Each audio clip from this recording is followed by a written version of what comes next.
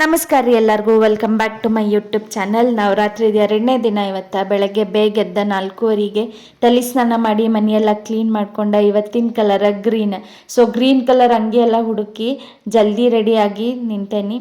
So ಇವತ್ತೇನೋ ಬೆಳಗ್ಗೆ ಮಾತಾಡಬಾರ್ದಂತ ದೇವಸ್ಥಾನಕ್ಕೆ ಹೋಗಿ ಬರೋ ಮಟ್ಟ ಅದಕ್ಕೆ ವಿಡಿಯೋ ಸ್ಟಾರ್ಟ್ ಮಾಡಿಲ್ಲ. ಬೆಳಗ್ಗೆ ಇವತ್ತು ಹಾಕಿದ ರಂಗೋಲಿ ಇದೆ. ಎಷ್ಟು ಬೇಗ ಹೋಗ್ಬೇಕಂದ್ರೂ ಲೇಟ್ ಆಗೇ ಬಿಡ್ತೈತ್ರಿಪ್ಪ. 6 ಗಂಟೆಗೆ ಹೋದ್ವಿ ದೇವಸ್ಥಾನಕ್ಕೆ. ಮನ್ಯಾಗೂ ಪೂಜಾ ಮಾಡಿ ದೀಪ ಹಚ್ಚಿ ಸಾಮಾಡೆಲ್ಲ ಹೋದ್ವಿ. 6 ಗಂಟೆ ಮೇಲಾಗಿತ್ತು ಗುಡಿ ಮುಟ್ಟು ಮಠ.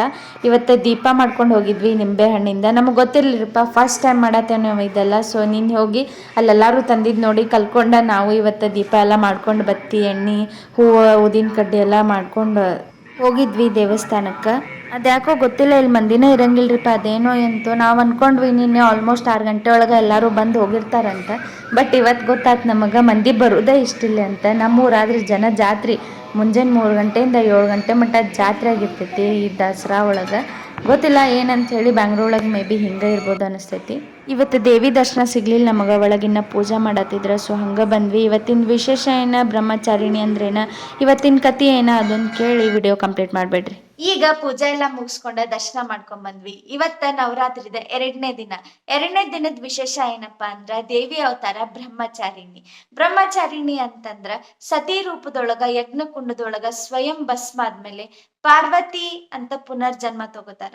ಪಾರ್ವತಿ ಪುನರ್ಜನ್ಮದೊಳಗ ಇವ್ರು ದೊಡ್ಡೋರಾದ್ಮೇಲೆ ನಾರದ್ರ ಬಂದು ಇವ್ರಿಗೆ ಸಲಹೆ ಕೊಡ್ತಾರ. ಏನಂತಂದ್ರ, ನೀವು ನಿಮ್ ಹಿಂದಿನ ಜನ್ಮದ ಪತಿಯಾದ ಶಿವನನ್ನ ಪುನಃ ಪಡ್ಕೋಬೇಕು ಅಂತಂದ್ರ ನೀವು ತಪಸ್ಗೊಳಗಾಗ್ಬೇಕು ಅಂತ ಹೇಳ್ತಾರ. ನಾರದ್ರ ಸಲಹೆ ಮೇಲೆ ಇವರು ತಪಸ್ಸಿಗೆ ಹೋಗ್ತಾರ.